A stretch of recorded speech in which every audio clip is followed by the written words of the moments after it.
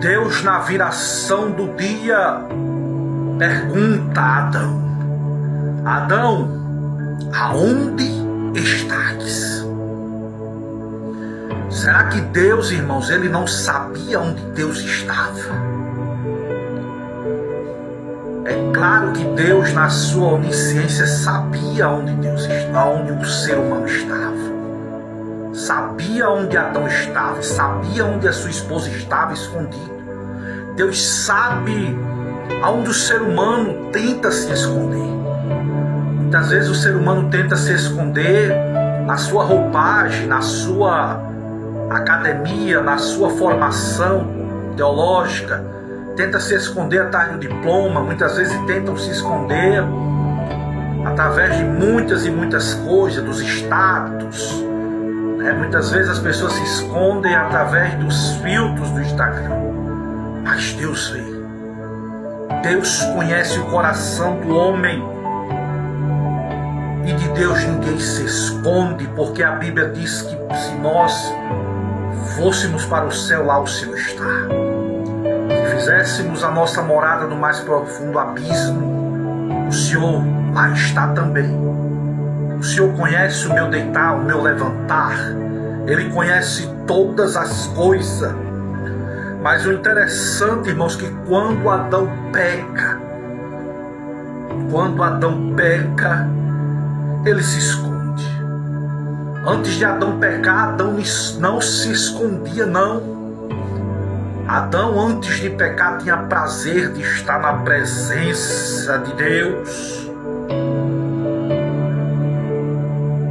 Onde estás, Adão? Onde está você que está ouvindo essa palavra aí agora? Quando Adão ouve a voz de Deus, Adão se esconde, porque agora está no pecado. Adão agora, depois que come do fruto proibido, ele se esconde, porque sabia que Deus ia cobrar dele. Antes Adão cuidava do jardim do Éden, e agora se esconde no jardim do Éden. Aquilo que ele cuidava, aquilo que Deus colocou ele para cuidar, para zelar, para regar, agora ele se esconde por trás daquilo ali. Segundo lugar, eu vejo que entra o medo na vida de Adão. Adão era um homem que não tinha medo de Deus.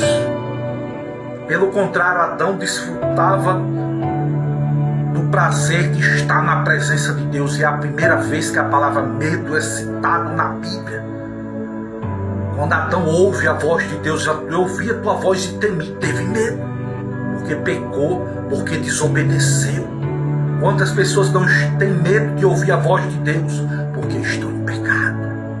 Quem não está em pecado não tem medo de ouvir a voz de Deus, não tem medo de falar com o Criador, não. Tem prazer de falar com Ele. Rabagachúria Mahai. Em terceiro lugar, eu vejo que depois que Adão pecou, entrou a vergonha na vida de Adão. Adão não se envergonhava de estar no jardim do Éden conversando com Deus. Quantas pessoas, irmãos, que pecam, que adulteram, muitas pessoas que já não estão fazendo o que agrada a Deus, quando vê outros cristãos se escondem, com medo de aquela pessoa trazer uma palavra bíblica. Quantas pessoas não chegam dentro da igreja, se escondem nos últimos bancos, na última fila, com medo, porque não está andando correto diante de Deus, e estão com medo, e estão com vergonha, como Adão. E Deus pergunta: aonde estás? Olha agora onde você está, Adão. Adão agora, irmãos, tenta se cobrir de folhas de figueira, porque viu que estava nu. Quantas pessoas não estão tentando se cobrir através de uma religião? Quantas pessoas não estão se escondendo através das boas obras? E sem o derramamento de sangue não há uma remissão de pecados. Não adianta você tentar se cobrir com folhas de figueira. Não adianta tentar você se cobrir com o melhor paletó. Não adianta você tentar se cobrir através do seu diploma, não. Através dessa sua linguagem bonita, não. É preciso haver remissão de pecado. É preciso haver o derramamento de sangue. Eu vejo, irmãos, isso aqui Deus me deu hoje às 5 horas da manhã. Em quinto lugar, eu vejo que quando Adão ouve a voz do Senhor, ele usa uma nova linguagem. Qual era a linguagem de Adão antes de pecar? Quando Deus deu Eva para Adão, nossa, esse é agora osso dos meus ossos. Essa agora é carne da minha carne. Essa agora é varoa, porque do varão foi tomada. Eu vejo Adão antes de pecar elogiando a mulher que Deus deu para ele. E depois que Adão peca, Senhor, a culpa do meu pecado foi essa mulher aí que o Senhor me deu. Veja que muita linguagem de Adão. Adão, ao invés de elogiar, ao invés de fazer poesia, agora entra um senso de crítica. Entra na vida de Adão agora os apontamentos. Entra na vida de Adão a culpa agora que é dos outros e não é dele. Está faltando Deus na vida. Mudou-se a linguagem de Adão. Ao invés de elogios, ao invés de poesias, entra a culpa, os apontamentos.